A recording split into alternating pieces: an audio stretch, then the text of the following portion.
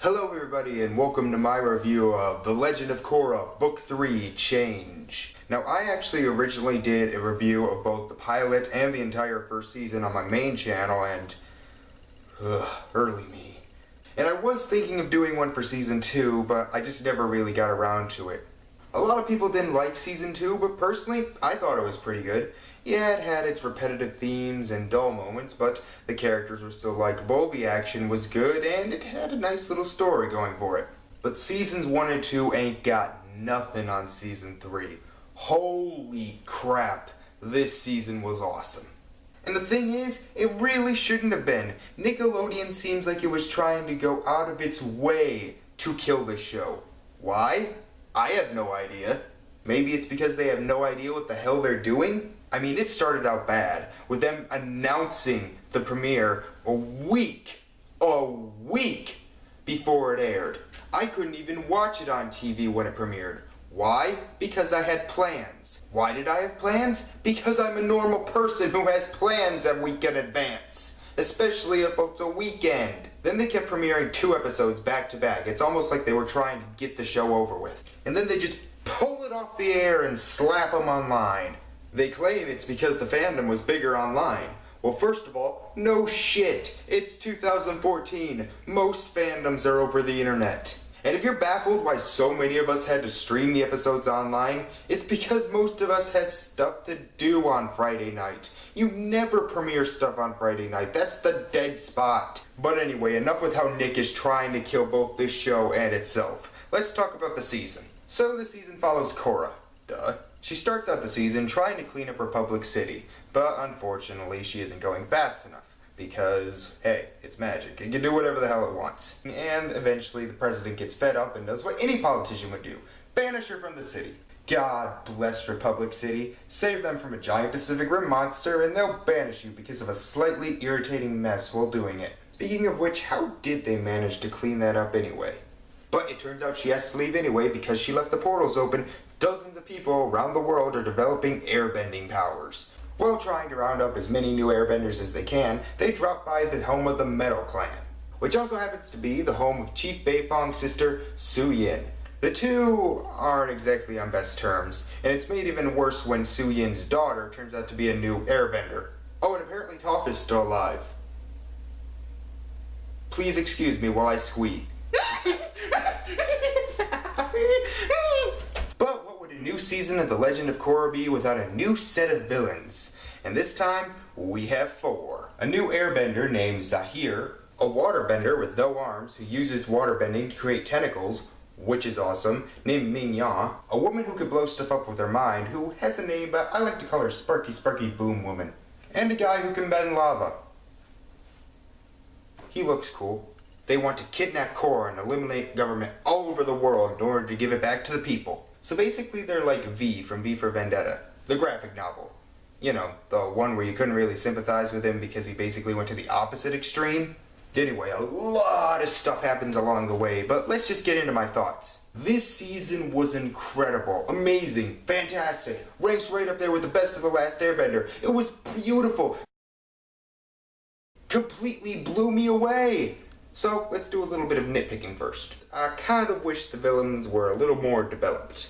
I mean, they're really threatening and look awesome, but really Zahir is the only one who gets any development. The others did start to get a little bit of a backstory in the last few episodes by hinting at some romantic feelings, but they just didn't expand on them enough. Also, sometimes the pacing feels really rushed. This is rare, but sometimes it felt like they had to rush through an episode in order to get it under 23 minutes. Like Lynn's forgiveness of her sister. It basically went like this. I hate you. Let's fight. Pow! Zap! I'm sorry. Let's be friends. Best friends. But like I said, this is rare, and I put more blame on Nickelodeon than the writers. Now I can't be sure if this is true since I wasn't there, but from what I read, Nickelodeon made them shorten the episodes so they would be under 23 minutes. So in some episodes they had to cut out, or at the very least shorten, about 2 minutes of footage.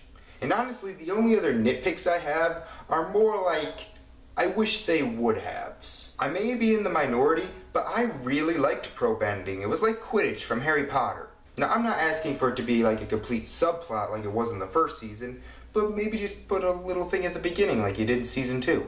Also, we barely saw Varric or the twins. A lot of people didn't care for season 2, but if there's something we can all agree on, Varric and the twins were awesome. And yeah, we saw them, and they were great. Why didn't anyone tell us we had a secret prison we could have been throwing people in? But I just wish we could have seen more. But then again, we do have another season, so... Also, where was Toph? You promised us a Toph. I mean, you can't just say she's still alive and then not show us. And no, showing in our flashback doesn't count. We saw that in the first season. But in the end, I can't really be mad because we do still have one season to go, so we'll probably see all of them again. But that's really about it as far as negatives go, so let's talk about the good stuff. First, the fan service. Zuko's alive! And he's riding a dragon! That's so awesome I can't even squee. And he's played by Senator Kelly from the X-Men movies. Also, Opal, Suyin's daughter, is played by Jessie Flower, aka the original voice of Toph. The fan service is one thing. How's the plot? Fantastic.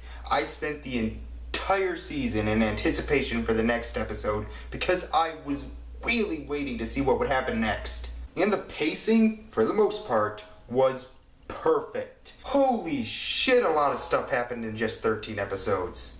I love when stuff goes wrong. One of my favorite things about both these series is that stuff just keeps getting worse for the characters as the season goes along. It's like they can never catch a break. It's like, yay, we got new airbenders. Yes, but now there's 4 terrorists with god powers who want to kill Korra. Damn it! And each character is great. Korra's a hothead, but still knows when to cool down. Tenzin's a good leader, but needs to sometimes learn that you have to step back and calm down a little bit. Bolin and Miko were hilarious. Seriously, I don't know what the hell I was thinking when I said Miko was annoying in my first season retrospective. Asami just kept proving why she's my favorite character. Mako was a good straight man. Lin got a lot of development. And Jinora...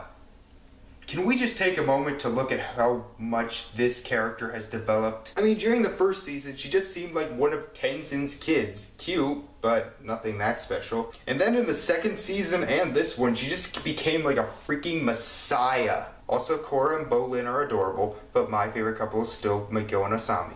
Speaking of Asami, remember when I said that one of my favorite parts of the first season was that they didn't just make Asami a villain even though it seemed they were going to? Well, that happened again. I was so sure they were going to make Suyin a bad guy, and I was like, no! And then they didn't, and I was like, yes! Yes, yes, yes! I mean, we had plenty of villains. You didn't need to just shoehorn in another. And they didn't, and that made me very, very happy. It was better than watching Rosalind cry while seeing Wesley get stabbed in the hand. The villains themselves were great, and I really liked their motivations. They didn't really seem that evil, they had good intentions, they just sort of went about it the wrong way. I mean, when you hear their plan, it doesn't sound that bad when taken out of context. We are going to take down the overpowered government and give the power back to the poor, abused people of the world. You monsters! And then we will end pollution, stop deforestation, and find a cure for cancer. No!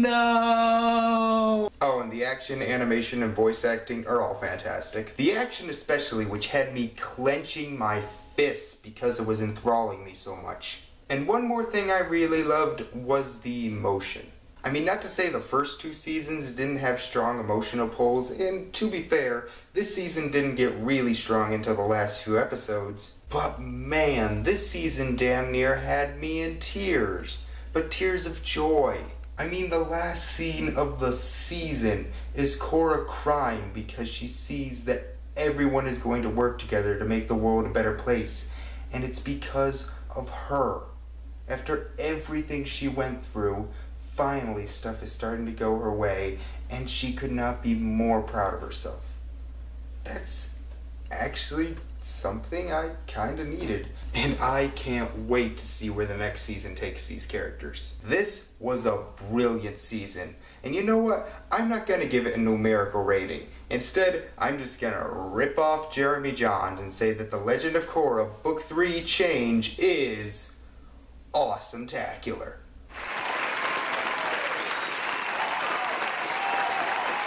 If you didn't like the second season, then please give this one a chance. It fixes a lot of the problems that were present last time. And now that this is over, I can focus on Gravity Falls and Littlest Pet Shop. So what did you guys think of the newest season of Legend of Korra? And what do you think they'll do in the next one? So, thank you all for watching, and I will see you next time.